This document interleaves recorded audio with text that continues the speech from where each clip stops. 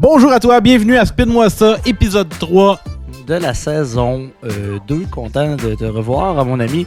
Moi aussi. Retour chez moi. Je pense que les deux premiers épisodes étaient chez toi. Exactement. Dont le dernier avec Philippe Drouin d'Upvert qu'on salue. Parce que Spin-moi ça est universel, puis maintenant on change de formule. Spin-moi ça.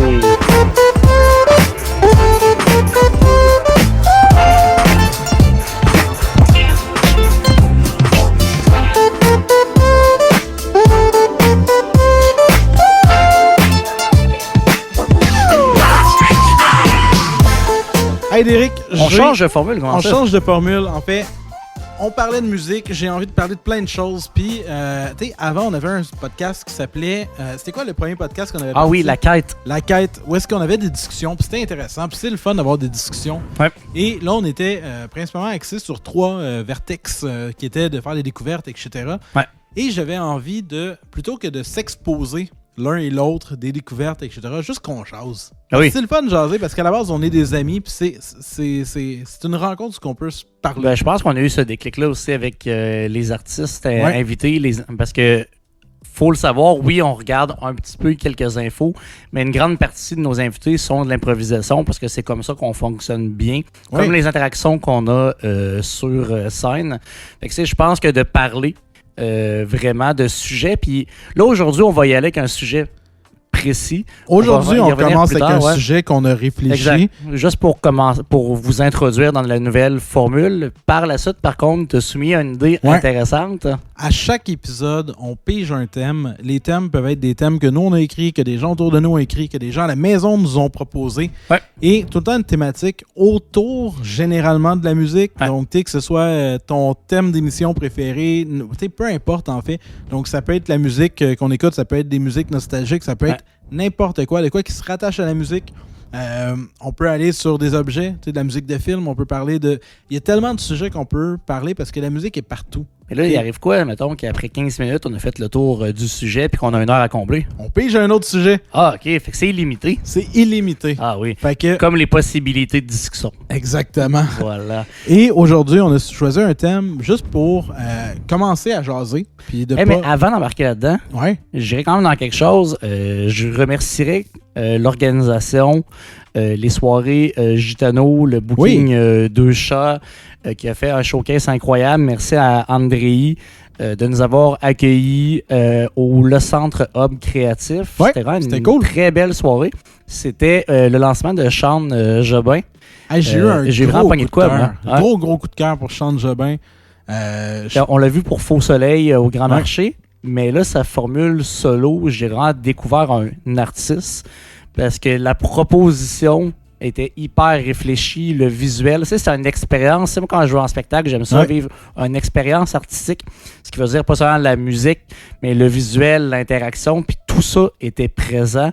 Puis j'ai vraiment été heurté par son univers. Ouais, allez voir. Il a sorti un album qui s'appelle Le Colisée. C'était l'album, c'était son show de lancement aussi.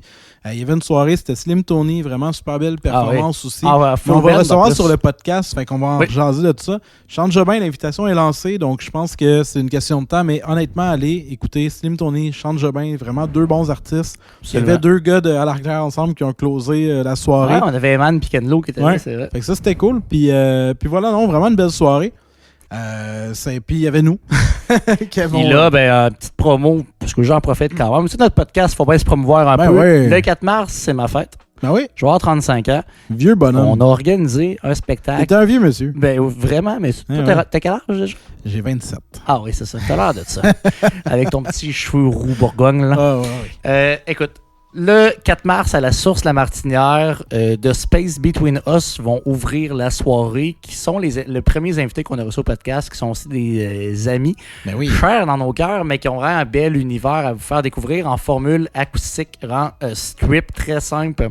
J'ai hâte d'entendre ça. On a aussi nos amis de la formation Until Zen, du rock progressif. Ça va nous faire vraiment voyager. C'est dans tes cordes, vraiment comme une j'adore. J'ai vraiment hâte à la soirée. Puis ça va être la première fois qu'on va aussi présenter notre première heure. Donc, on va faire notre show officiel. On va jouer des nouvelles tunes qui n'ont même pas sorti, en fait, des exclusivités. Il y a 7 nouvelles chansons. 7 nouvelles tunes. Il y a une chanson solo de toi, une de moi, puis 5 nouvelles chansons de l'album à venir. J'ai vraiment hâte. Je suis très, très hype. un beau décor, un brin nostalgique. Je vous en dis pas plus parce que je veux que vous soyez là. 20$ en pré-vente ou à la porte. Un mercredi.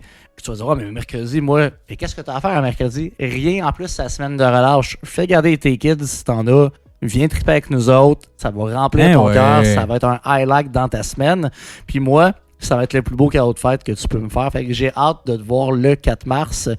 Va sur les réseaux. Les billets sont sur le point de vente. Il y a de la promo. Les liens sont dans l'épisode. Allez, cliquez sur le lien. C'est vrai. Il est dans la bio. Et voilà. Fait que, sinon, dernier point, je suis allé voir Nine Inch Nails. Tu vois? Ben oui. Nine Inch Nails. Au Centre Bell, dernièrement, dans mon top 3 des meilleurs shows à vie. Après Steven Wilson, probablement. Ouais, ça avait l'air très bon. C'était écœurant. Ils ont fait énormément de vieilles tunes, 2 stages, un stage central, un stage principal. Stage central plus axé électro avec beaucoup d'effets de lumière. Puis t'as pensé à m'envoyer une vidéo de ma chanson préférée? Ben oui. Fait que, excellent qu'il a joué ça. Ah non, c'était vraiment excellent. Ils ont, honnêtement, c'était débile. Puis même pour le Centre Bell, c'est la première fois que j'entends un son aussi clean pour un band. Fait que non, ça a vraiment été un gros coup de cœur. Je suis allé là avec ma copine. On a eu bien du fun. Allez voir, même le show intégral du Centre Bell est sorti sur Internet. Vous pouvez l'écouter avec un son bien décent. C'était très cool. Là, est-ce qu'on peut se lancer dans le sujet? On a le droit de se lancer dans le sujet. Puis le sujet, il est agréable parce que il fait aussi référence à notre plus récente chanson, qui est un peu une grande tangente du prochain album dans lequel on se dirige, qui fait référence à beaucoup de nostalgie. Puis à l'époque de quand on était petit. La chanson s'appelle Quand j'étais petit. Si vous l'avez écouté, vous avez écouté le vidéoclip, qu'on a l'air de 2 gamins, c'était l'effet désiré parce qu'il y a plein de référents de notre enfance. Fait qu'on s'est dit, tant qu'à parler de quand j'étais petit puis en faire la promo, on va parler de nos souvenirs musicaux quand on était petit. Notre introduction à la musique, c'est quoi, mettons, les premiers albums que tu as écoutés, le premier CD ou cassette ou ton 8 tracks, là, tout dépendant de l'âge que... Non, tu n'avais pas connu ça, les 8 tracks, là, mais finalement, ça a été quoi ton introduction à la musique, principalement, le plus vieux souvenir que tu as? Mais moi, c'est mon cousin Grégory, le fameux Golden Greg, pour ceux qui vont à la lutte, NSPW, Génération Next et tout. C'est lui qui... Est-ce que c'était moi? C'était mon grand cousin cool. On avait quand même un bon 10-15 ans d'écart. Lui, quand on allait dans des parties de Noël, le jour de l'an, chez ses parents, dans le sous-sol, c'était son appartement. Je me rappelle d'une pièce que c'est vraiment d'époque là, bourré de posters à grandeur, de musique, de lutte, qui a son ring de lutte avec ses petits bonhommes, ses Kane et tout, les petits rings en jouait là. Ouais. Austin et puis tout. Fait que ça c'était les rings, fait qu'on jouait puis on écoutait de la musique qui me faisait découvrir des choses. Ça, t'avais quel âge? 10, 11 ans, mettons, à peu près. OK. Fait qu'en 2008. Ouais, à peu près, 2008, non. C'est une chose. J'avais 12 ans en 2008, en fait. Fait que c'est avant ça. T'avais pas 12 ans en 2008? Ben oui, moi j'ai commencé le secondaire. Ah, j'ai dit 2008? Ben oui. Ben non, 2008, je finissais le secondaire. Je suis pas si jeune que ça. Là. Non, mais ça, je te niaisais, puis là, il embarque. Là. Mais là, j'ai quand même tout perdu, moi, les calculs. Là. Ah oui. Mais ouais, pour vrai, dans ce temps-là, fait que je me rappelle, c'est Blink, c'est lui qui m'a introduit avec Dude Ranch. Ouais. C'est un des premiers albums de Blink que j'ai entendu. C'est aussi le premier CD que moi je me suis acheté avec mon argent de poche. Moi je pensais que c'était Enema ou mais pas Dude Ranch. Mon premier album de Blink, c'est l'album éponyme de Blink. C'est l'album avec I Miss You Always. C'est ça. C'est le premier album que moi j'ai acheté avec mon argent de poche à ce moment-là parce que moi je passais le journal quand j'étais jeune. On a tous passé le journal quand on était jeune. C'est comme ça que je dépensais. Puis j'allais au Archambault, la bonne vieille époque avec les gros écouteurs coussinés. Les stations que tu achètes ton CD puis que tu l'écoutes. Là. Tu l'écoutais avant de l'acheter. Oui. Ah oui. Tu l'écoutais, ça je me rappelle, là, les stations d'écoute.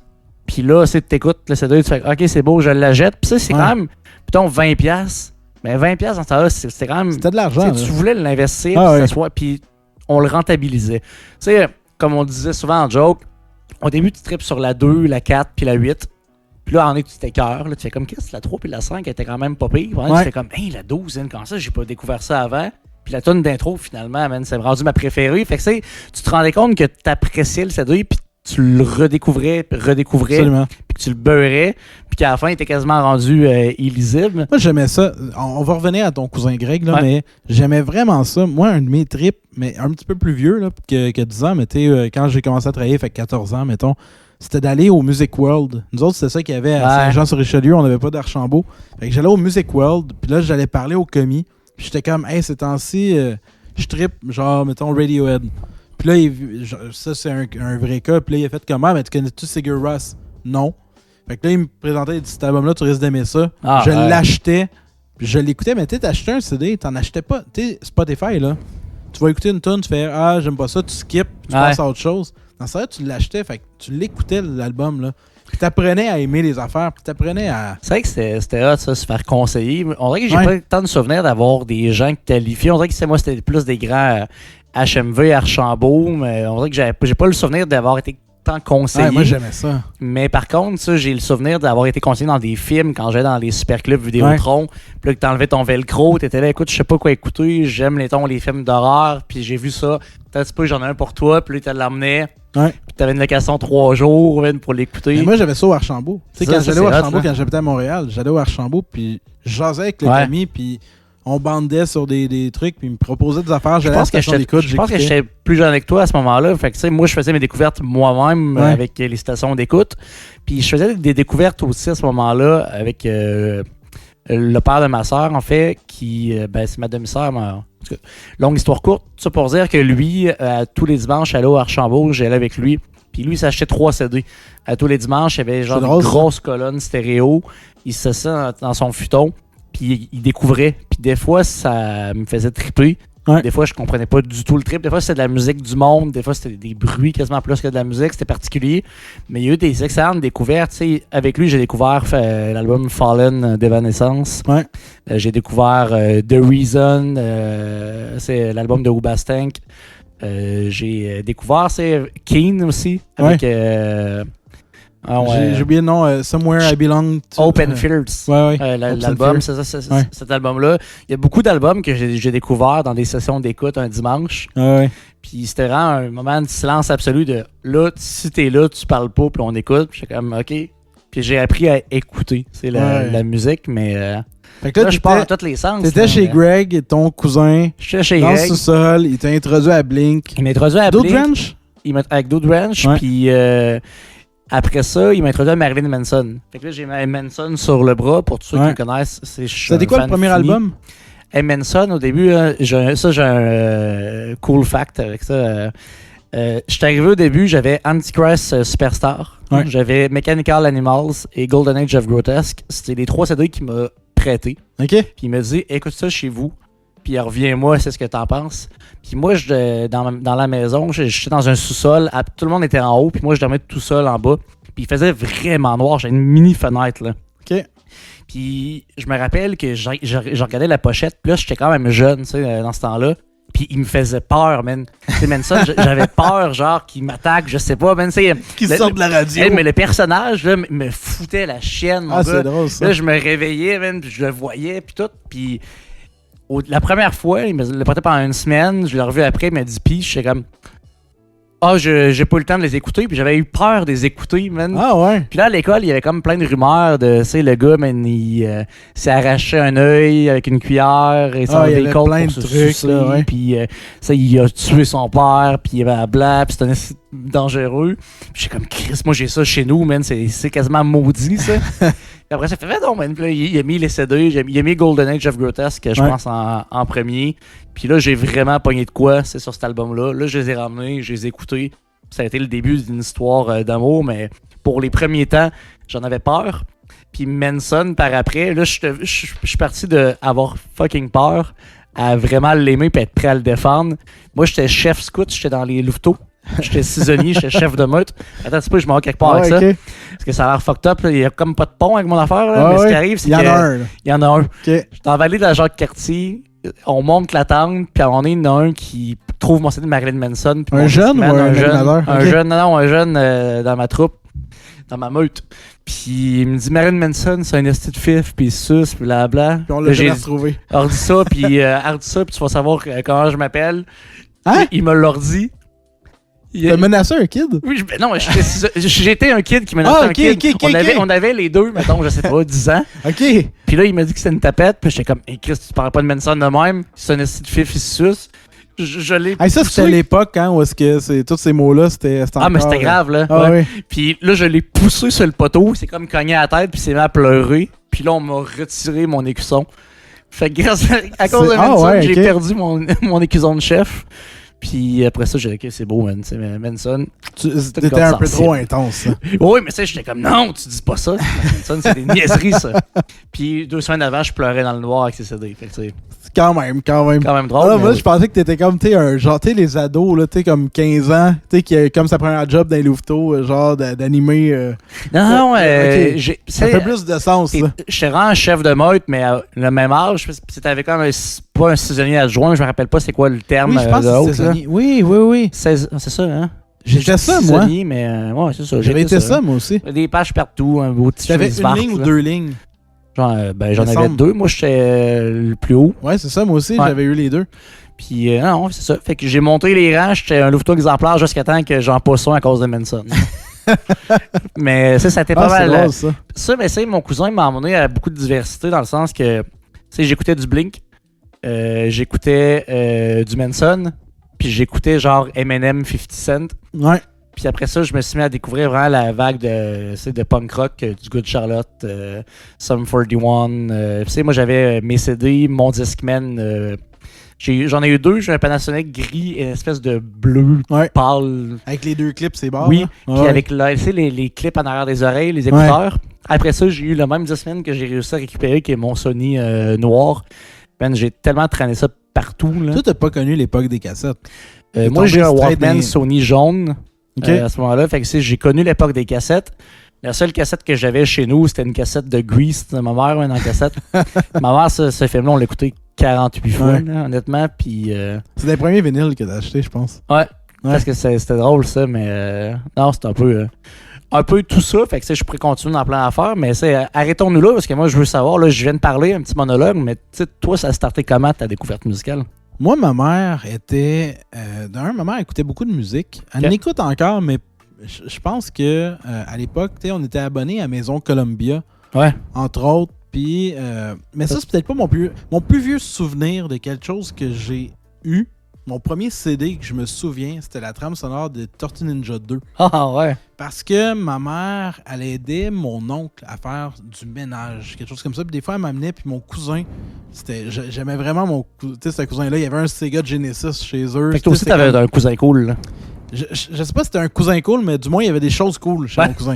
Fait que, mais ça, il est super fin, là, mais je le côtoyais pas tant que ça. Okay. Mais quand j'y allais, il y avait un Sega, il y avait comme une bonne chaîne série. Oui. Puis Street of Rage 2. Ah oui. Puis c'est ça, puis il y avait la trame sonore des Tortues Ninja 2, puis c'était la grosse époque des Tortues Ninja. Puis je tripais sur le film, puis il y avait la tune avec Vanilla Ice, tout ça. Puis je l'écoutais tellement souvent qu'à un certain moment, ils me l'ont laissé. Fait que Fait que ça, c'est le premier souvenir vraiment d'un album. Tu penses? Je devais être en 2e ou 3e année. Okay. Fait que je devais avoir 7 ans, 8 ans. Ok, t'as quand même des souvenirs plus jeunes. Moi, je suis un peu plus vieux, je pense, dans mon anecdote. Ouais, puis avant ça, j'ai eu... je sais que j'avais quelques cassettes quand j'étais kid et tout. Mais mon premier CD, ça a été ça. Puis avec Maison Columbia, mettons mes autres souvenirs, un petit affaire plus récent, j'avais acheté, parce que ma mère me permettait de prendre 1 ou 2 albums dans ses commandes de Columbia. Puis je sais que dans mes premières commandes, j'avais pris Dookie de Green Day. Ah ouais. Et c'était Ixnay on the Umbre de The Offspring. OK. Fait que là, je suis en 6e année, 5e, 6e. Et ça, c'est une découverte que tu as faite toi-même ou que tu as pris un guess puis à Columbia? Offspring, ça, je connaissais parce que c'est aussi un autre souvenir en tant que tel. J'avais mon parrain cool, mon oncle cool, qui, on allait au cinéma, puis c'est lui avec qui j'allais voir. Ça, c'est réel, hein, c'est réel, ouais. Puis il arrivait dans son petit char, puis il blastait du Offspring pendant qu'on allait au cinéma. Fait que c'est lui qui m'a introduit à Offspring, entre autres. Fait que ça, je connaissais. Mais lui, tu vois, j'avais plus de souvenirs. Quand j'y repense, c'était plus l'époque Smash. Ouais. Fait que je connaissais pas l'album tant que ça, Ixnay on the Umbre. Puis Green Day, je connaissais pas, j'aimais juste la pochette. Fait que j'avais pris la pochette et tout. Avec l'explosion, là. Hein? Ouais. Puis, fait que ça a été vraiment mon introduction au punk rock. J'ai été un gros fan de punk rock toute mon adolescence en tant que tel. Mais ça faisait partie de notre culture de jeunesse, j'ai l'impression. Il y a beaucoup de bands de punk rock, man. On en parlerait à notre ami Joe Wallet qu'on a en commun. Ouais. Mais c'est le punk rock qui a bercé une grande partie de notre préadolescence, adolescence, en fait aussi. Là. Mais je pense qu'elle a été aussi amenée, tu sais, dans le sens que c'est pas ça qui m'a introduit, mais c'est sûr que ça l'a cultivé. Moi, en 5e, 6e année, c'est là que j'ai été introduit à Green Day, Offspring, tranquillement ouais. Blink, avec Enema of the State, puis Do Drench. Puis après ça, en fait, il y a eu, quand j'étais en secondaire 1, à peu près, c'était l'époque du premier Tony Hawk Pro Skater. Ah ouais. Donc là, clairement, en fait, les Tony Hawk, on a découvert beaucoup de chansons, man, de groupes grâce au soundtrack de Tony Hawk. Là. Tony Hawk et Musique Plus, là, 1, 2, 3 punk, là. Ça, j'écoutais ça religieusement. J'ai l'impression que le punk rock a été pour les années 2000 ce que le grunge a été pour les 90s un peu à notre époque. Ça a été vraiment ça parce que tu le dis, dans les NHL, les Tony Hawks, man, les Need for Speed aussi, il y a tellement de chansons que j'ai découvert dans ces jeux vidéo-là. Là. Ah ouais, c'était cool. C'était une époque, genre, vraiment le fun. Fait que Tony Hawk a amené beaucoup de choses, mais vraiment, dans mes premiers souvenirs, j'avais... Dans mes plus vieux souvenirs de cassettes que j'avais la cassette du groupe G-Squad. Ah ouais! Que j'avais été voir. On avait été les voir au festival de Montgolfière de Saint-Jean-sur-Richelieu. Shit. Puis j'avais la cassette de ça. C'était comme un boys band français, un peu NSYNC version Wish français, là. Fait que ça, je sais que j'avais ça. J'avais une cassette des Rock et Belles Oreilles. Là, t'es en train de me dire que t'écoutes G-Squad, mais que t'aimes pas Tragédie. Mais j'écoute plus de G-Squad, c'est ça la différence. Okay. Moi, j'écoute encore Tragédie. C'est ça l'enjeu. Mais tu sais, fait que c'est ça. Mais tu sais, il y a un côté guilty pleasure qui est correct. Là, ouais, c'est ça. Ça, j'écoutais beaucoup. Mais vraiment, mes introductions, ça a été ça. J'ai eu beaucoup... Tu parlais de cousins, cousines. J'ai une cousine qui s'appelle Joanie. Okay. Puis c'est elle qui m'a introduit à Marilyn Manson, tu vois. Okay. Elle a tripé sur Marilyn Manson dans sa chambre. Elle avait un gros poster sur sa porte, etc. Puis je me souviens encore de mes parents, puis mon oncle, ma tante, qui jugeaient ça solide en disant, elle a trippé, elle le trouvait super beau, puis nanana, puis les autres étaient comme, il est dégueulasse, puis etc. Puis j'étais reparti, mais je sais pas si ça me avait prêté. T'sais, comme ça, c'est la partie louche. Je sais que je suis reparti avec l'album Mechanical Animal. Et ça, j'ai trippé ma vie sur cet album-là. Il y avait ça, puis Hockey Computer de Radiohead. Okay. Fait que ça a été mes deux introductions à de la musique plus poussée ou plus avancée. T'sais, Mechanical Animal avait vraiment une ambiance particulière. Je connaissais Marilyn Manson. Mon introduction première de mémoire, du plus loin que je me souviens, c'était le film Spawn. Ah, ok, ouais. Avec Long Hard Road Out of Hell, ouais. Puis il y avait la tune de Manson. Ouais. Puis j'aimais beaucoup cette tune-là. J'aimais beaucoup Sweet Dream. Ça, c'était des tunes qui jouaient à Musique Plus et tout. Avec l'album Mechanical Animal, ça a été mon introduction. J'ai trippé sur cet album-là. Je suis revenu après ça avec Hollywood. Puis quelques années plus tard, il y a eu Golden Age qui est sorti.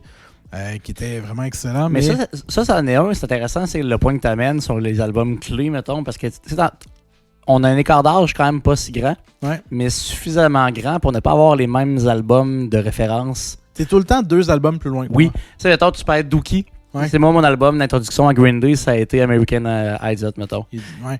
Manson, pour moi, ça a été Golden Age. En même temps, Dookie, c'est pas de mon époque. Non, c'est théoriquement, parce que c'est 91. Non, exact. Moi, mettons, quand j'ai commencé à l'écouter, c'était l'époque.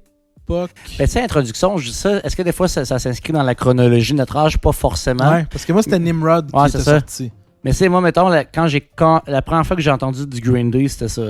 La première fois que j'ai entendu du Manson, moi, c'était Golden Age. Tu sais, je pense que cet album-là, encore aujourd'hui, je l'aime énormément parce que ça a été ma porte d'entrée envers Manson. C'était comme Eminem. Moi, c'est The Eminem Show. Là. Ben ça, moi, ça a été Marshall Mathers LP, puis c'est Shitty LP. Ça, j'ai porte dans mon cœur. Encore aujourd'hui, ça reste mes albums préférés. C'est quoi ton CD, mettons, tu penses que tu as le plus écouté, qui a le plus roulé dans ton Discman? C'est une bonne question. Je dirais... Ben, en fait, Marshall Mathers LP, je l'avais pas en CD, je l'avais en cassette. Yep. Que quelqu'un m'avait fait.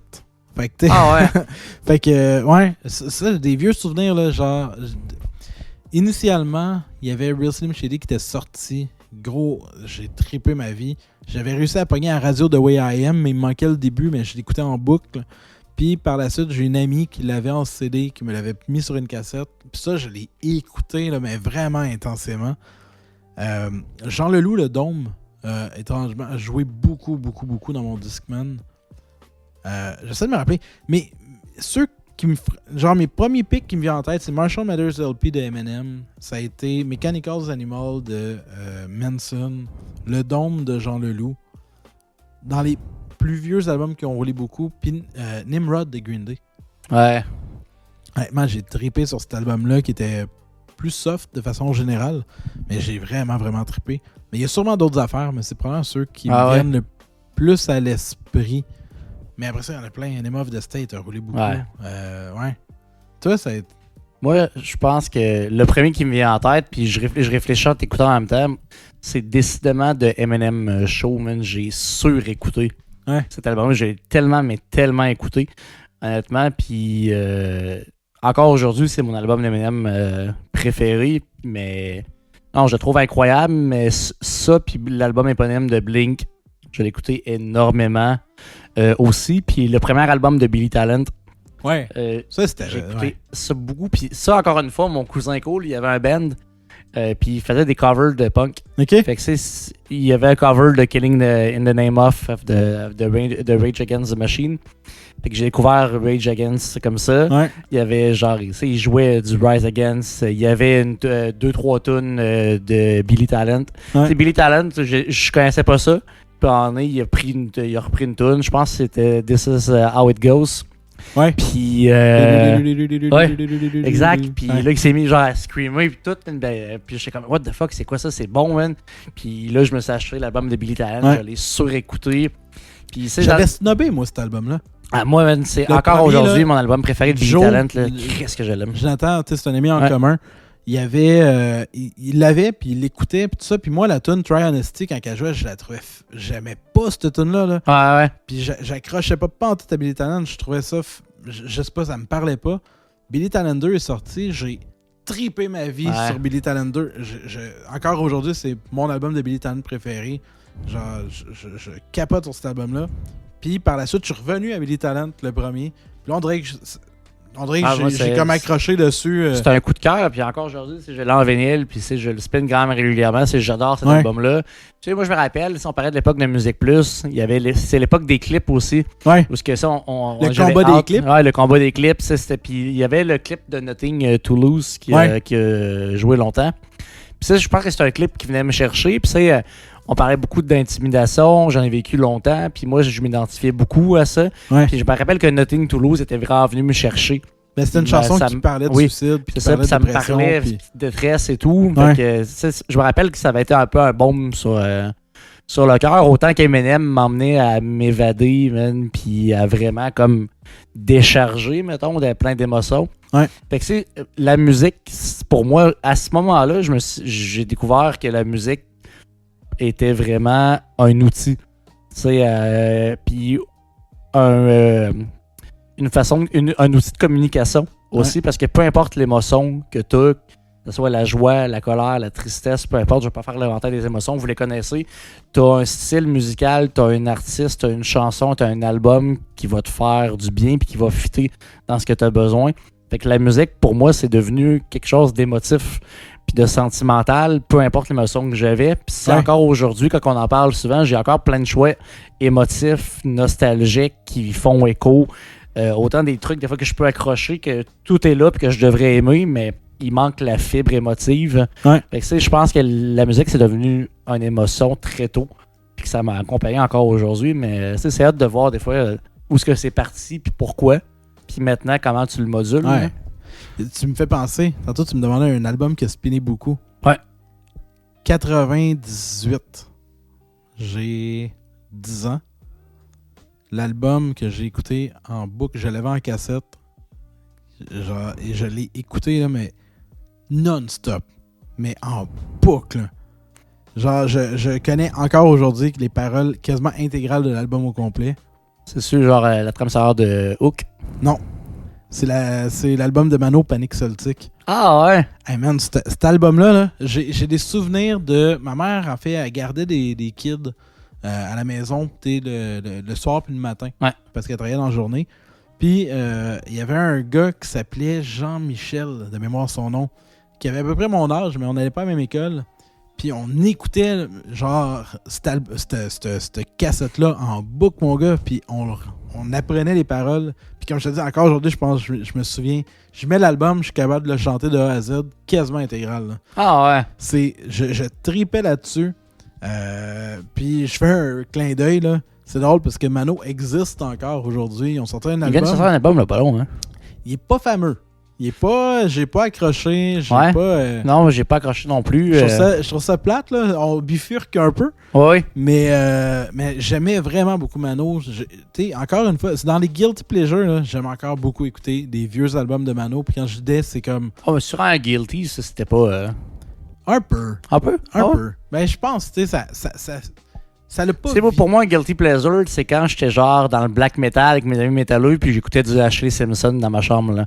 Ça pour moi c'est un fucking guilty pleasure là. Mais des fois c'est des affaires qui ont mal vieilli, tu sais que c'est pas in en tant que tel là, tu sais fait mais en tant que la tribu de Donna, man, ça doit être une des chansons les plus jouées en karaoké là. Ah, c'est clair, mais tu sais autant j'aimais ça là, il y a plein de tunes sur cet album que j'aime écouter. Mais il y avait l'album d'après aussi, Festnos de Paname, que j'ai vraiment beaucoup aimé aussi. Après ça, tu as eu l'album avec la chanson Qu'on je pense, qui avait des bonnes tracks dessus. Puis après ça, ça a continué, mais j'ai comme... Je les écoute, à toutes les fois qu'ils sortent de quoi, j'écoute l'album. Ouais. Puis des fois, il y a des petites affaires que je fais, ça, c'est pas mauvais, mais c'est ça. J'ai... Panic Celtic, pas Panic Celtic, ouais, Panic Celtic. Ça, c'est un album que j'ai écouté, là. Le vent souffle sur les plaines. Moi, je me rends compte, man, qu'à part la tribu de Dada, man, je pense pas que j'ai jamais écouté un album de Mano complet. J'entends le loup, le renard et la belette. Tu connais pas ça? Ben, j'en ai un, juste cet album-là. C'était d'ailleurs. Écoute ça. Faudrait que je me le spin. Là. Ben, que je me le spin tout court. Ah oui. Il y avait une réédition. Je suis retombé sur Spotify. Ça fait longtemps que je n'avais pas écouté. Il y avait une version avec de l'orchestration de L'avenir est un long passé. Non, hein? Je tripais. Bref. J'aime encore. Tu vois, j'ai de la passion pour Mano. Ben, là. Je vois ça. Martial Tricoche, je t'aime. Puis qu'est-ce qui a fait en sorte que tu as vraiment comme continué cet amour pour la musique-là? Puis tu sais que tu es devenu hyper versatile dans tes découvertes, dans l'exploration. Parce que ça, au début, il y a des gens qui t'introduisent, puis à un moment donné, de plus en plus, toi, tu t'es amené à une exploration. De quelle manière tu t'y es pris pour être aussi, mettons, connaisseur, pour avoir un gros éventail, mettons, de connaissances? Je pense que, tu sais, des fois, quand on associe les geeks aux films et aux jeux vidéo, mais tu sais, par définition, geek, c'est des passionnés. Ouais. Tu sais, puis je pense que j'ai tout le temps été un geek de musique. J'ai tout le temps eu cette curiosité-là. Tu sais, du plus loin que je me souviens, quand j'avais des payes, tu sais, fait que j'ai commencé à, tu sais, on en parlait, tu sais, les premières payes que j'avais, c'était passer le journal, passer le Publisac. Après ça, j'ai travaillé au Parc Safari à 14 ans jusqu'à mes 16-17, tout ça. Puis mes payes servaient principalement à acheter des albums. Fait que tu sais, j'allais au Music World, j'allais chercher 2-3 albums. C'était aussi l'époque où ils vendaient des CD partout, là. Ah oui. On dirait, fait que même j'étais tombé au... c'était Provigo, je pense qu'il y avait une section de CD. Ah ouais? Ben, en tout cas à Saint-Jean, là, je me souviens plus si c'est Provigo ou un IGA. Ou... Moi, je me rappelle en année que Couche-Tard vendait le Sagan-là de Muse. Hein. Ouais. Mais ça, c'est plus tard. Ouais, ça, c'est beaucoup plus tard. Mais là, je te parle vraiment d'une section de CD. Là, au Provigo? Ouais. Puis ils vendaient pas super cher. Fait que, à un moment donné, j'étais parti là. Tu sais, 100$ à l'époque, c'était beaucoup. Mais tu sais, j'avais pogné comme 5 CD. Je me souviens, j'avais pris Indochine avec Paradise. Ouais. J'avais Okume, Plan B, le deuxième album d'Okume. J'avais pogné un album d'Edgar Boris. C'était super éclectique, mais tu sais, j'aimais ça pogner des albums. Puis des fois, je pognais des albums, j'ai aucune. Puis le plus triste là-dedans, c'est que j'imagine que la majorité de ces albums-là que tu achètes avec tes payes d'enfance, tu t'en es débarrassé, puis que maintenant. Oui. C'est ça qui est drôle quand on y pense. On les rachète. On rachète ce qu'on avait déjà. Ah, ouais. C'est niaiseux de même. Mais oui, tu sais, même quand je suis déménagé à Québec, j'avais au minimum, je dirais un bon 800, pas loin de 1000 albums. Puis après ça, il y a du tri, etc. J'avais tout vendu. initialement. Après ça, je m'étais rééquipé en album de punk rock quand c'était connu. Je collectionnais les albums de punk rock. Je m'en suis tout séparé. Puis là, je suis en train de recommencer. Mais là, je compte garder mes affaires. Là, mais tu sais, comme... C'est ça, ouais. Mais oui, c'était une époque, j'avais mon petit rack à CD dans ma chambre. Oui, comme... C'était une belle époque. J'aimais ça, moi. Ça me manque. Mais c'est une belle époque. Puis, moi, je me rends compte que mon exploration musicale, c'est que j'ai toujours été amoureux de la musique en général, pas d'un genre, pas d'une étiquette. Puis moi, à l'école, je me rappelle, il y avait, c'est plus, mettons, secondaire 4-5, il y avait, mettons, des métalleux. Mais là, c'était plus compliqué que ça, parce que t'avais ceux qui tripaient thrash metal, black metal, death metal, t'avais ceux qui faisaient du skate qui écoutaient plus du punk rock ou du OG rap, t'avais des rappeurs qui écoutaient genre plus du beat. C'était important. C'était important, même les étiquettes que t'avais. Puis moi, j'étais comme, mais moi, j'aime tout ça. Je trouvais comme tout aimé. Puis là, j'étais comme, non, c'est vrai que je me trouve de quoi. Je suis sûr, j'avais comme ben de la haine dans ce temps-là. Fait que moi, j'avais comme le look black metal, mais j'écoutais tout. Puis à chaque fois, mais je me disais, OK, mais vous pouvez écouter d'autres choses. Mais ce que j'ai aimé dans ce moment-là, où ce que je m'en vais là-dedans, c'est que je m'associais à des puristes de chaque genre. Fait que là, eux, ils étaient hyper geeks dans leur sous-genre. Ben oui. Fait que là, j'ai découvert plein de choses hyper niches, mettons, dans tel genre. Puis à force de continuer à faire ça, pendant j'ai essayé au début, c'était LimeWire. Tu sais, LimeWire, je suis allé chercher des choses que je connaissais pas. Des fois, tu téléchargeais une toune, puis finalement, c'était pas vraiment ça. C'était d'autres choses. Fait que what the fuck, hein? J'ai pas demandé une nude de Lindsay Lohan, mais bon. Puis après mais ça, tant qu'à l'avoir. Peut-être que oui. Les jumelles Olsen. Puis, en tout cas, mais tout ça pour dire que LimeWire, puis après ça, les torrents sont arrivés plus tard. Puis avant qu'on arrive aux époques de streaming et tout, c'est long. Mm-hmm. Puis, je me rappelle acheter des tunes sur iTunes au début, des affaires de même. Fait que on a connu ça quand même, une ascension fulgurante. Tu sais, l'évolution de la technologie à tous les niveaux, musical. Tu sais, j'ai commencé avec mon Walkman Sony jusqu'à aujourd'hui, c'est Spotify puis name it. Tu sais, c'est quand même fou. En quand même peu de temps, on est passé de physique à complètement numérique. Maintenant, c'est vraiment dans même l'artificiel puis le méta. Fait que ça, c'est encore plus poussé. Puis, tu sais, je me rends compte que justement, dans cette exploration-là, ce que j'aimais, ça a été les rencontres physiques avec les gens qui me faisaient triper aussi, qui me faisaient des découvertes. Puis après ça, moi, ça m'allumait faire des découvertes. Puis j'aime ça que les gens continuent à me faire découvrir des choses comme ça. Parce que si t'arrives, mettons, quelqu'un qui est full niche dans tel style d'artiste, puis là, il m'introduit. Ça se peut que 2-3 affaires ne m'allument pas, mais je fais comme, OK, méchante belle découverte. Je le mets dans mon bagage. Fait qu'à force de faire ça, de découvrir, de creuser, puis tout, puis d'avoir un ami comme toi aussi qui découvre beaucoup, je pense que oui, la musique, c'est geek. Puis tu sais, quand on en parle ensemble, des fois, je me rends compte que c'est quand même plus calé. Des fois, on jase avec du monde, puis là, après ça, elle connaît ça. Ah non, puis je suis comme... Tout le monde connaît ça. Puis je me rends compte que ça, on connaît beaucoup de choses, beaucoup de noms, beaucoup de groupes de ci, de ça, parce que justement, on a une passion pour la musique qui a évolué, qui nous a poussé à faire le podcast, qui nous pousse à faire de la musique puis à en parler. Je serais curieux, je sais pas ça fait combien de temps qu'on jase. Ouais, on a encore du temps. On a encore du temps, mais je profite quand même de ce moment-là pour, si vous avez des souvenirs de jeunesse, écrivez-nous-le. Vous pouvez vous gâter avec un paragraphe si vous voulez. On veut vous lire des témoignages. Si c'est un album de jeunesse qui t'a marqué, écris-le. Un artiste, quelque chose que tu redécouvres. Parlez-nous de vous. C'est de vos souvenirs, de tout, parce que ça nous intéresse. Surtout, c'est quoi les premiers albums que tu as écoutés? Mais non, qui vous a introduit à la musique? Mais tu parlais du numérique, là. Ouais.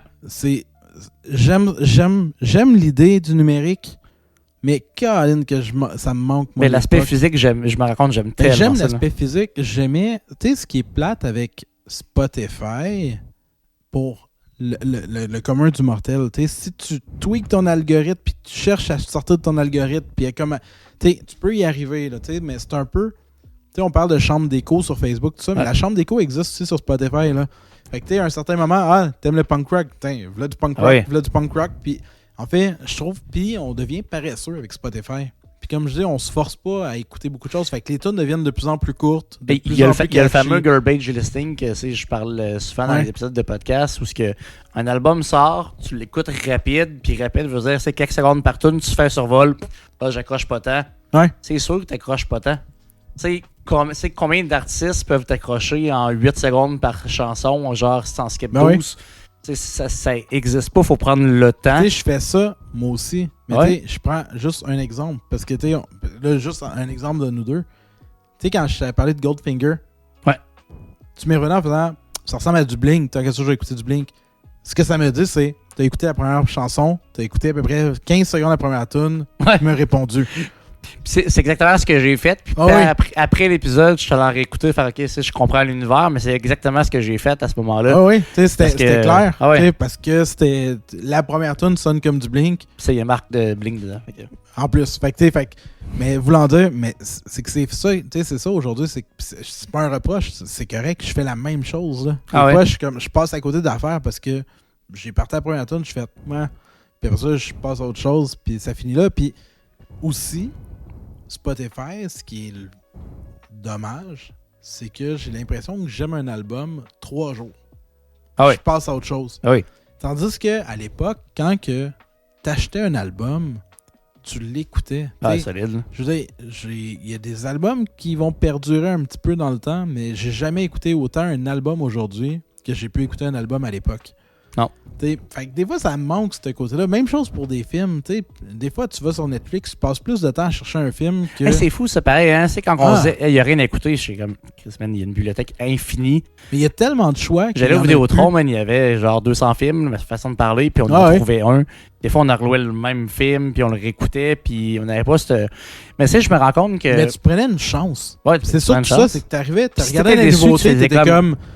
nouveau film de Val Kilmer, parfait, je vais l'écouter. Puis tu l'écoutais, là. Tu l'écoutais, des fois il était moins bon, tu étais comme, mais j'ai payé pour ici, je vais l'écouter. Des fois tu es comme, au pire, je vais le réécouter demain. La plupart des films que je louais, je les écoutais au moins 2 fois. Puis on n'écoutait pas les trailers, là. Non. Tu sais, des fois, je vais sur Netflix, je commence le trailer ou le petit sneak peek, je suis comme, je sais pas. Puis finalement, des fois, il y a des films que je retourne, puis que j'écoute 1 an plus tard, puis je suis comme, hey, c'était vraiment bon. Tu sais, pourquoi j'ai pas écouté ça avant, là, tu sais? Ben, parce que c'est ça. Je me rends compte que j'ai un peu eu ce rapport-là. J'ai toujours eu ce rapport-là avec Spotify, en fait. C'est que moi, je suis un gars de liste de lecture sur Spotify, puis c'est ce que j'ai principalement conservé. Tu sais, quand j'ai renoué avec les découvertes d'albums, j'aime mieux me spin un vinyle puis me spin un CD que de le faire sur Spotify en général. Souvent, c'est Spotify, je vais l'écouter en travaillant en musique de fond, en allant marcher ou en auto ou blabla.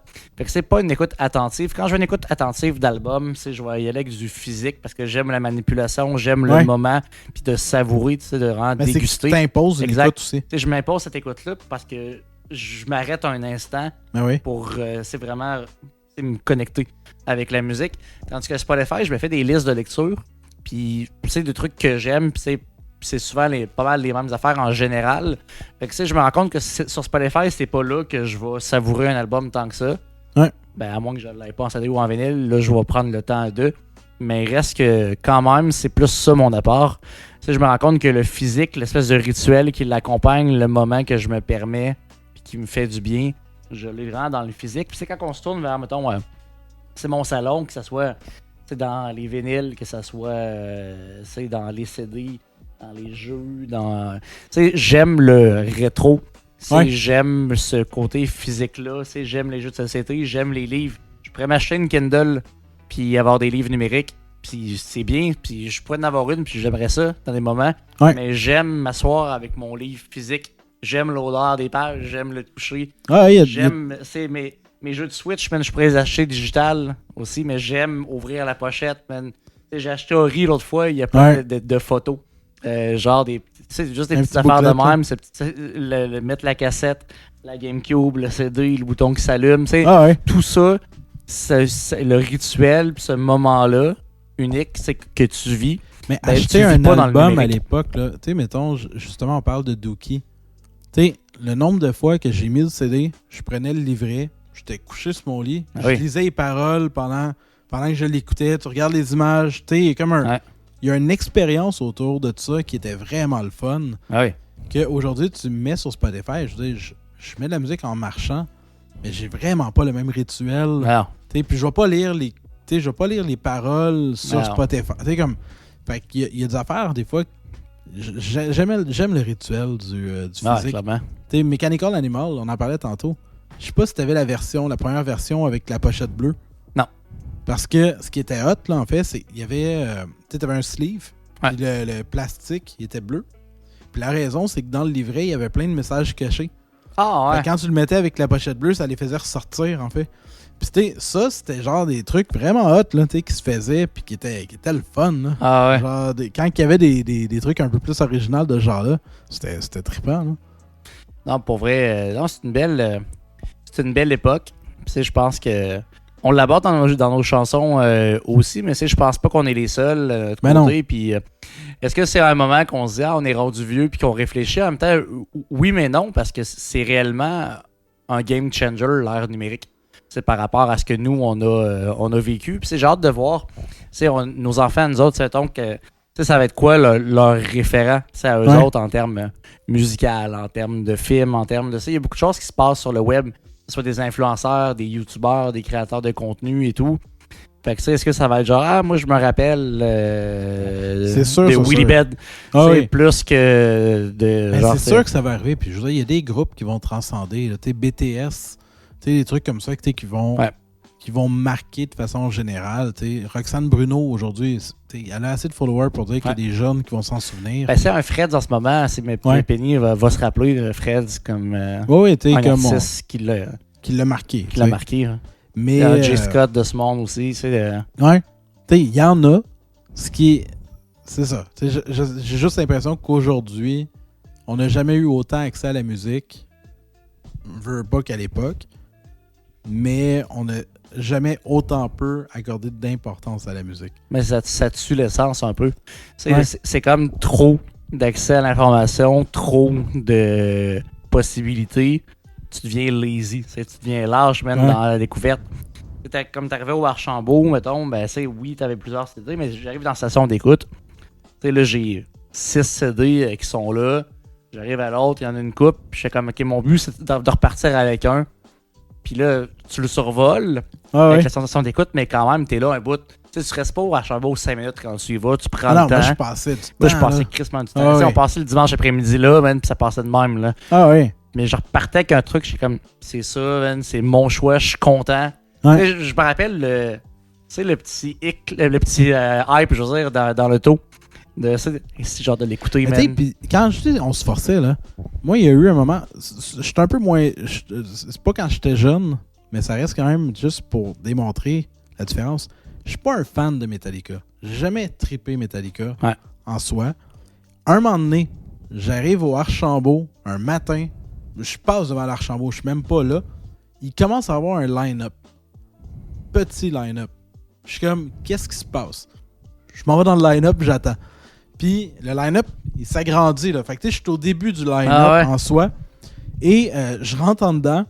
Puis en fait, il y avait comme un truc de les 15 premières, whatever, comme un peu un mini-nombre de personnes avaient un gros rabais sur la sortie d'un album. Puis c'était Death Magnetic de Metallica. Fait qu'il m'avait coûté 5$. J'ai fait, tant qu'à avoir attendu, je vais bon, le prendre. Là. Oui, mais c'est ça. Puis en fait, je suis arrivé chez nous. Jamais j'aurais écouté Metallica. Je suis arrivé chez nous. Je l'ai écouté. Je fait, tu vois, j'ai aimé cet album-là. Ça m'a introduit à Metallica. J'aime toujours pas le vieux Metallica. Mais reste que, il y a quelque chose. Je l'avais acheté. Je vais l'écouter. Je vais l'écouter. Puis j'en achète pas à toutes les. J'en achète pas 10 000 par semaine. Fait que... Et là, on parle d'expérience depuis tantôt. Le premier show que tu as vu, c'était quoi? Premier show de musique. Mais là, parlant pas de Garou avec ta mère, mettons, mais le premier show, parce que moi, mon premier show à moi, c'était Garou avec ma mère, mais je n'irai pas là. Ok, tu veux pas... Moi, en fait, ce que je veux, là, mettons, tu veux le premier show tout seul? Tout seul, toi, là, c'est que tu vas à un show seul, là, que tu t'es acheté ton billet, là. Ben, je vais aussi éliminer certains trucs parce que, au début secondaire, je faisais de la musique, j'avais des bands. Fait que, on faisait beaucoup des shows avec, des shows sur la scène. Fait qu'il y a plein de shows que j'ai vus comme ça. Mais le premier billet que je me suis payé, j'hésite entre deux. C'était soit les Cowboys Fringants dans leur tournée break syndicale, où j'ai eu le plus gros bleu. T'avais quel âge? Il est sorti en quoi? Genre 2001. Fait que je devais avoir 13 ans, 13-14. Okay. Dans ces eaux-là. Puis on était vraiment, vraiment en avant. Puis le stage qui était fait, il y avait comme un rebord. Okay. Puis ça trashait. C'était quand même... c'était hot, un show des Cowboys. Je sais pas si t'as déjà été voir les Cowboys. Non, jamais. Mais c'était une époque où c'était... c'était pas punk, là, mais... Ah ouais? Tu sais, c'était... Fait que ça trashait. Puis j'arrêtais pas de me faire péter la clavicule. Pas la clavicule, mais tu sais, l'os de l'ange. Sur le bord du stage, je finais avec un bœuf. Mais tu sais, c'était vraiment une époque où Carl, il empilait genre des chaises. Il se faisait un truc, puis il montait en haut, puis il se pitchait genre un truc comme ça. Fait que c'était vraiment hot. Mais j'hésite entre ça ou les vulgaires machins à l'époque de Aimer le mal. Okay. C'est deux shows que je me souviens d'avoir été, que j'ai acheté mes billets, que je suis allé voir au Cabaret Théâtre.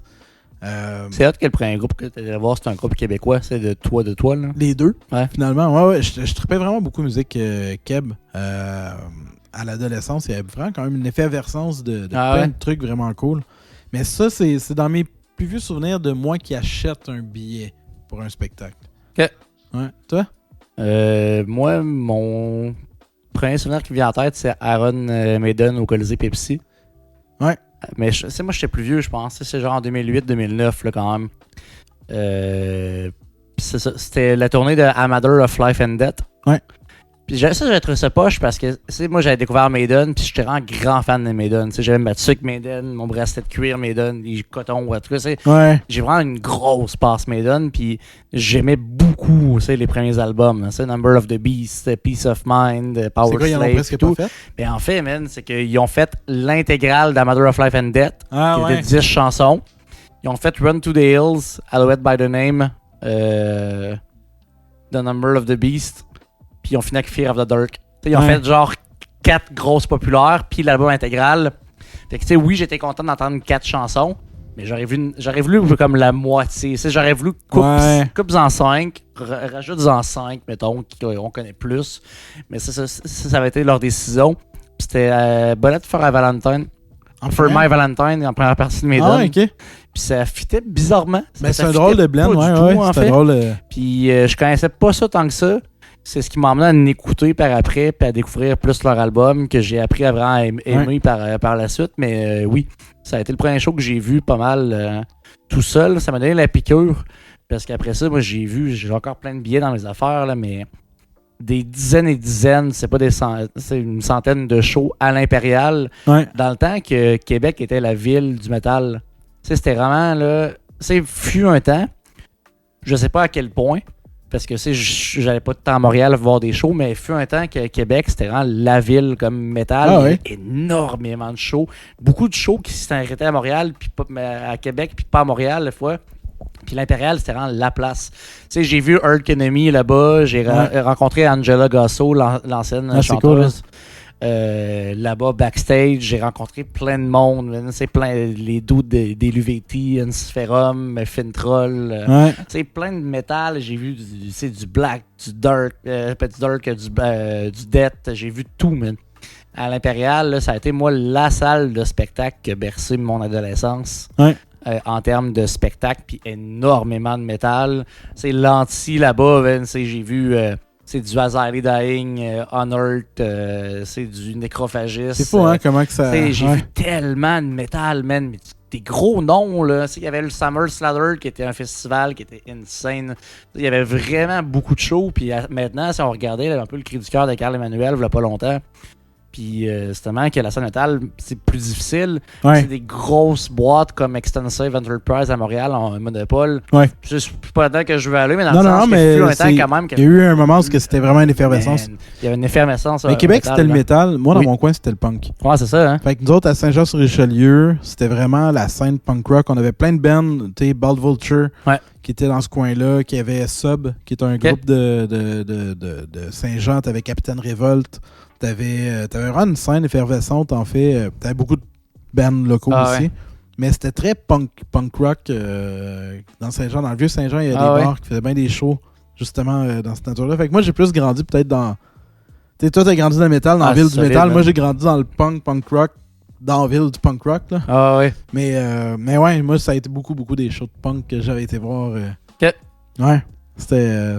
Parce que sinon, j'avais vu aussi, dans les premiers messages, je me rappelle pas à quel âge que j'ai, En quelle année, à peu près, tu penses, le dernier show de Metallica au Colisée Pepsi, ils ont clôturé le Colisée, puis ils ont fait le premier show du centre Vidéotron? Hein? Parce que moi, j'étais au dernier show du Colisée Pepsi. Parce que mon guess, ça devait être autour de 2008, parce qu'il n'y a pas sorti un DVD. Ouais. Un Blu-ray de ça, puis je sais que j'habitais à Montréal. Parce que dans ces mêmes années-là, j'ai vu Metallica et j'ai vu Maiden. Ouais. J'ai encore mon pic de Robert Trujillo. Je me rappelle, la porte elle est ouverte, puis il y a eu une gate qui s'est ouverte, puis une personne l'a vue. Puis je suis parti tout seul à gauche à courir. J'étais sur le bord du siège de la clôture. La pyrotechnie me réchauffait le toupette, là, quasiment. Quand même, là. Puis il y avait Lamb of God en première partie. Puis Volbeat qui était pas connu tant que ça avant. C'était excellent, ça. Show, c'est bon, Volbeat. Puis non, c'était vraiment excellent. Puis c'était le dernier show qu'il y a eu au Colisée Pepsi. Ouais. Qui va être détruit sous ça aussi. Ça fait, ok. C'est quand même un monument. Mais moi, je suis pas de Québec, fait que j'ai pas vécu. Mais ça, c'est comme si, je sais pas, le forum, il est encore sur pied à Montréal ou il a été détruit? C'est une bonne question, mais au pire, ouais, parce que c'est un peu ça, c'est le forum et le Colisée Pepsi de Montréal. Là. Ouais. Le Centre Bell a remplacé, c'est notre centre Vidéotron, tu comprends? Fait que c'est un peu comme si détruisait le forum, le Colisée Pepsi. C'est un monument, c'est qu'il y a des souvenirs. Ben, ça a été les Nordiques, ça a été toutes les shows de musique qu'il y a eu. Fait que non, c'est quand même une grosse pièce, mais oui, j'ai vu ça, mais oui, j'ai vu Metallica là-bas. C'est aussi, Metallica Maiden, ça a été dans mes 2 premiers shows, je pense. Hein. Je veux pas dire n'importe quoi, là, mais faudrait que je revalide avec ma blonde, mais son père a été lunché avec Metallica. Ah ouais? Parce que il était président du Festival d'été de Québec. OK. Puis dans les débuts de Metallica, quand c'était encore un band peu connu, là, en fait, ils les avaient rencontrés pour les faire jouer au festival d'été. Parce que je sais qu'avant ça, il était venu à la salle Albert Rousseau, me semble, une affaire de même, une petite salle vraiment genre bâtard. Ça fait des années 80 là, que je sais pas. Oui, là. Ça, je te dis, ça fait longtemps. Ouais. Là. Puis, tu sais, les billets étaient comme $15, mettons. Là. Ouais. Le truc dérisoire, il était pas connu, c'était à peu près vide. Mais faudrait que je revalide. Je veux pas donner n'importe quoi, mais il me semble qu'elle m'avait raconté ça, qu'il avait été mangé. Elle jeune, là, avec James Hetfield, les cheveux longs, le pinch, man, badass trash. Là, mais ouais, fait que faudrait que je retourne. Mais non, des souvenirs de musique, tout, c'est ça qu'on se rend compte que j'ai plein encore de billets dans mes affaires. Moi, j'avais rencontré Immortal aussi en 2010. Je t'ai montré au Métropolis. Je pense que j'ai une carte là-bas. On s'en fout. Ouais. J'allais dans mes affaires, en tout cas. Mais je t'ai montré à Montréal, Métropolis. Immortal était là. Moi, je tripais bien raide. Puis j'avais pris le VIP backstage. Puis je me rappelle que j'avais une clope que mon ami m'avait donnée. Tu sais, moi, je fumais une cigarette. Moi, je fumais pas. Mais j'avais une clope parce que des fois, quand je buvais, je suis un fumeur plus sociable, ça. Social. Influençable, mais juste quand je buvais. Fait que tu sais, là, j'ai une clope sur l'oreille pour plus tard, vu qu'on sort après ça, mettons, sur Saint-Denis et tout. Fait que j'arrive avec Abat, puis lui, il fume une clope norvégienne, puis ça, ils ont pas le droit de fumer, mais c'est Immortal, puis comme fuck you, je fume. Puis moi, j'ai ma clope, je fais comme, hey, je peux-tu goûter ta clope norvégienne? Puis ben, si je peux goûter ta clope québécoise. Fait qu'il m'allume, puis il s'allume. C'est bien drôle, ça. Puis là, le gardien de sécurité arrive, fait comme, pourquoi tu fumer? Puis là-bas, il fait genre, hey, fuck you, d'autres, c'est moi qui ai dit oui. C'est mon invité, il fume s'il veut. Puis là, ok. Puis là, est comme juste reparti. Fait que là, j'ai comme changé avec eux autres. Christmas Smart, les dudes. Tu sais, j'ai un poster encore signé, un vieux poster d'Immortal avec toutes les signatures, man, toutes défaites, là. Ouais. Puis je me rappelle, l'agent de sécurité était fâché. Quand je suis sorti à côté de la porte, j'avais pas fini ma cigarette. Puis il était que ton Power Trip s'arrête ici. Il avait pris ma clope, puis il l'avait genre éteint sa porte, là. Mais c'était vraiment un premier show, man. C'est ça. Metallica, Maiden, Immortal. C'était des gros shows, là. Des gros shows, hein. Non, c'était plus des shows très, très locales. Mais ouais. Mais non, c'est ça. Mais j'espère un jour que Mano va venir jouer à Québec. Ben, si c'est pour son nouvel album. Non, mais c'est sûr qu'il joue des vieilles tunes. Ben, il faut pas croire. Fait que, mais moi, j'aimerais ça. Une tournée Panic Celtic, là, il fait je m'en viens jouer l'album en intégral. Là. Ah ouais. C'est quoi, mettons, un groupe que t'as québécois que t'as pas vu, que t'aurais aimé voir? Ah, c'est une bonne question. Et que j'ai jamais vu. C'est pas nécessairement que quelqu'un est mort, là, ça peut être juste qu'il n'existe plus ou qu'il était trop jeune. Là. Mais c'est plus... je pense que j'ai vu quand même pas mal tous les artistes. Tu sais, des vieux artistes, parce que tu sais, il y en a plein des nouveaux artistes. Tu sais, Lou Adrian, j'aimerais ça aller la voir. Tu sais, mais dans des artistes de l'époque, tu sais, Jean Leloup, c'était clair. Que t'as plus la possibilité de voir maintenant, là. Tu sais, Lou, si on veut, on peut y aller n'importe quand. Si Jean Leloup revient, tu sais, je l'ai vu quand même quelques fois, mais tu sais, ça reste quand même que quand il fait des shows, vas-y, parce qu'il en fait pas. Mais il y a ça. Mettons, je vais avec un exemple, moi. Mettons, moi, les colocs, j'aurais adoré voir... OK, mais là, c'est pas forcément mort. Non, mais pas forcément mort ou qui n'existe plus, que tu n'auras jamais la possibilité. Puis là, je parle pas d'un couple d'hommage. Moi, j'aurais aimé voir Dédé, man. J'aurais aimé voir la formation originale, avec Pat Esposito, man, avec Dédé, man, avec mon oncle Serge. Tout ça devait être fou, là. Je pense pas qu'il y en a tant que ça, parce que à part les colocs, sont soit toutes en vie, ou en fait, moi j'aime pas le vieille musique québécoise. Je trippe, mettons... Tu serais pas aller voir un fanback, là. Ah non, puis j'aime pas ça, j'aime vraiment pas ça. Fait que, peut-être Harmonium. Ça, tu pourrais le voir, si on venait à Saint-Anne-de-Beaupré il y a pas longtemps faire un show dans l'église. Oui, mais c'est pas la formation, là. Non. Serge Fiori, il est plus très là. Mais, mais Harmonium de l'époque... C'est surtout ça en tant que tel. Je veux dire, les colocs, tu peux aller voir un hommage des colocs aussi. Il y a des membres qui jouent encore des tunes des colocs, mais je veux dire, formation originale, peut-être que ça aurait pu être trippant. Ah, non, je sais. Plume la traverse. Ah, ouais. Je l'ai jamais vu. C'est pas que j'aurais pas la possibilité, mais je l'ai jamais vu en show. C'en est un que j'aimerais ça voir au moins une fois dans ma vie. Ouais. Fait que, ça serait Plume. International, un artiste qu'on n'a pas vu les deux. Eminem. Ben oui. Les deux, c'est ça. On l'a pas vu.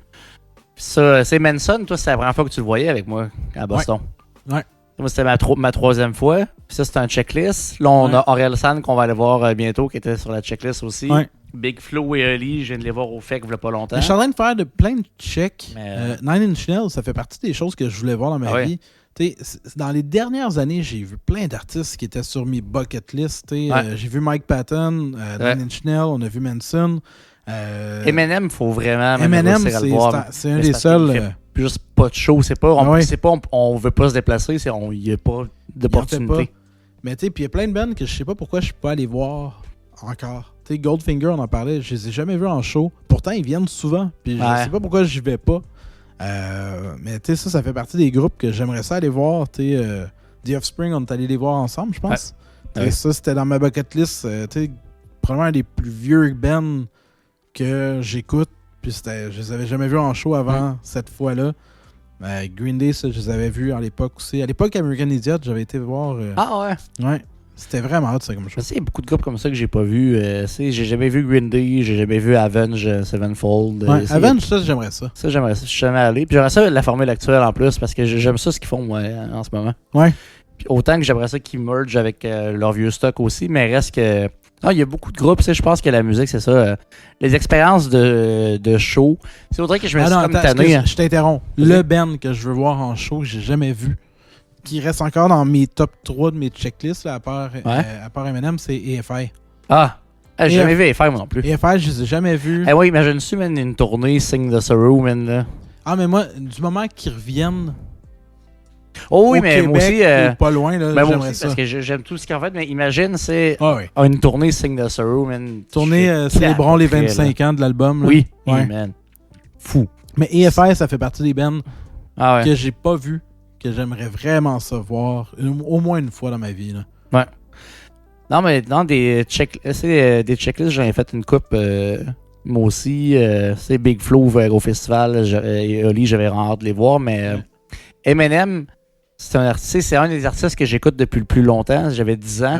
Ça fait, j'ai passé plus de la moitié de ma vie à écouter ce gars-là. Puis je l'ai jamais vu en show. 26 ans, j'en écoute de ça. Là. Ben, 25, c'est fou, hein? Fou, c'est capoté. Là. Son album, 99. Ça veut dire, 99, c'est combien de temps? Ça fait 25, on est en quelle année, là? 27? 26? Ça fait, 26, 27 ans. Ouais. Fait que ça fait 27. Ouais, c'est fou, hein? C'est débile, là. T'sais, ça fait longtemps qu'on l'écoute, on l'a jamais vu. Manson, moi j'avais vu la tournée de Eat Me, Drink Me, puis la tournée de I Am the Flow. Puis je sais pas c'est laquelle des deux, mais c'était fucked up comme show parce qu'il y avait Slayer et Marilyn Manson. Puis Puis, tu sais, je te passe un papier que c'est vraiment pas le même crowd, là. Non. Fait que c'était vraiment fucked up, man. C'est que t'avais la moitié de la salle qui se vidait pour Slayer, puis l'autre moitié qui se vidait pour Manson, puis moi qui étais là pour les deux. J'étais comme, ça, Slayer. Un autre artiste que j'aimerais ça, tu sais, dans les artistes qui ont bercé ma jeunesse, là, mettons, 6e année, secondaire 1, tu sais, il y a, Manson faisait partie des choses, puis c'est plate qu'on le manque, là, mais Rob Zombie. Ouais. Ça, là, LBD Deluxe, son premier album, je l'ai abusé. Moi, je l'ai vu Rob Zombie avec Manson. C'est vrai? Ouais. Allez, parce que j'ai revu Manson après une 3e fois, c'est vrai. Ça fait 4 fois. Ça, c'est la fois qui était un peu trop. Qui était. Ouais, c'était pas super le fun. Ouais. Mais non, c'est ça. Rob Zombie, ça, j'aimerais vraiment ça. J'ai trippé là-dessus. J'aime beaucoup ce dude-là, en fait. Il y a une esthétique d'horreur des années 80. Tu sais, des vieilles horreurs. J'aime ses films. J'aime l'esthétique de Rob Zombie. J'aime ce qu'il fait. Il y a un côté un peu répétitif dans sa formule, mais qui me dérange pas, on dirait, dans son cas. Puis là, j'attends son nouvel album. J'ai hâte qu'il sorte, là, mais il y a une couple de tunes qui sont vraiment excellentes. Mais ça, c'en est un. Rob Zombie, j'en parle, puis ça me fait penser à Ozzy. Puis je vais avoir eu la chance d'avoir Ozzy une fois dans ma vie au Centre Bell. Ça fait un bout en 2010, je pense. Je vais l'avoir vu au moins une fois. Ouais. Il était encore en forme aussi dans ce temps-là. Puis c'était Al Ford de la première partie. Le chanteur de Judas Priest, mais en formule solo. Putain de voix, ce gars-là. Là. On dirait qu'il a juste pas de couilles. Là. Ça a juste pas de bon sens, man. Honnêtement, c'est laissé à high pitch, mon gars. Ça y va, là, mais... Non, il y a des trucs comme ça qui sont... mais en même temps, un groupe que j'aurais aimé voir, man. Là, pourquoi j'ai pas pensé à ça, mais... Nirvana, man, j'aurais tellement trippé voir un show de Kurt Cobain. Si j'aurais aimé être un oiseau, être au MTV Unplugged, man, ce show-là. Non, il y a plein d'affaires. Il y en a plein d'artistes. Il y en a plein, on pourrait en nommer plein. On les a manqués, mais aussi un autre groupe qui a bercé ma jeunesse. Là. Tu parlais québécois. Ok, je l'ai, mon artiste québécois que j'ai jamais vu. Dogmatic. On pourrait les spotter. Ils ont recommencé à faire quelque chose. Ils ont recommencé à faire des shows, puis il faudrait que j'y aille, mais moi, honnêtement, les 2 premiers albums de Dogmatic, j'ai trippé là-dessus. Là. C'était l'époque aussi de Deux Frères, avec l'émission Deux Frères, puis leur chanson thème, tout ça. Moi, j'ai trippé de Dogmatic, je les ai jamais vus. En fait, le trio, Gamic, Mosaïon, puis Dogmatic, là, on ferait un show nostalgie rap 90, je serais heureux. Il y a plein d'affaires qu'on pourrait vouloir voir, mais... Ouais, je pense que... Mais voilà, mais on a plein de beaux souvenirs. Reviens, Mano. Reviens, fais-nous Panic Celtic, s'il te plaît. Ah ouais, Martial, come on. Mano, ça doit être possible à avoir, ça, on est invité au podcast. Moi, je vais leur écrire. Je l'ai dans mes amis Facebook. J'aurais dit, Martial, on est amis Facebook, fait que c'est juste avoir un ami au podcast. Ben c'est ça, je veux dire, on est à ça, là. À quoi ça sert d'être ami sur Facebook, c'est pas pour qu'ils viennent le plugger.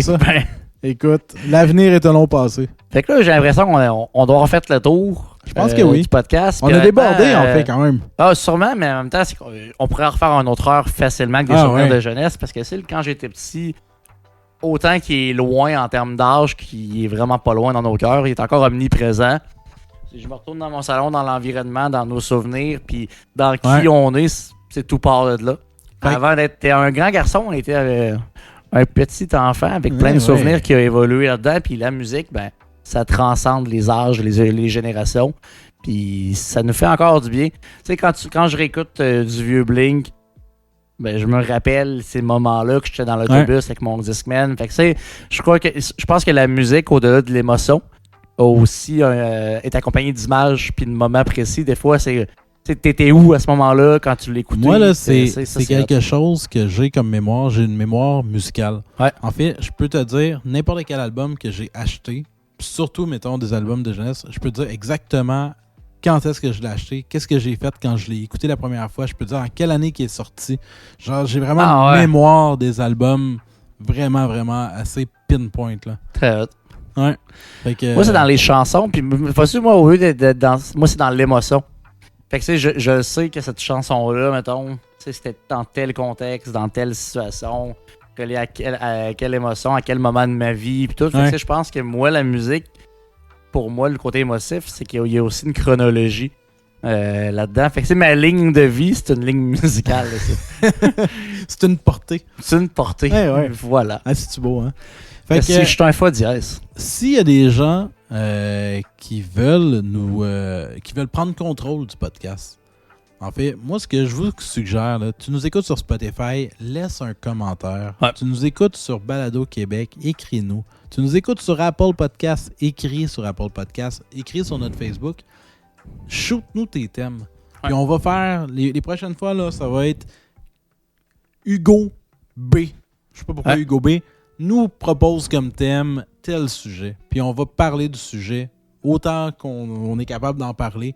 Mais le plus que vous nous écrivez des sujets, ben de un, on va vous citer, on va faire un beau shout-out sur le podcast. Et deuxièmement, ben on va partir de ton thème, puis on va déblatérer sur ton thème. Puis si jamais on n'a pas de thème, pas de commentaire, ça serait vraiment tristounet. Nous, on va en avoir de notre côté. Parce qu'on va jouer à la boulette où ce qu'on va, nous, s'écrire des thèmes. Puis avoir quand même un backlog à ce moment-là pour être pas à court d'idées. Mais si tu as envie de participer, c'est ta chance parce que nous, on a envie de vous entendre. Puis on a envie d'explorer les thèmes que vous nous lancez. Fait que là, écrivez en commentaire ou en PV.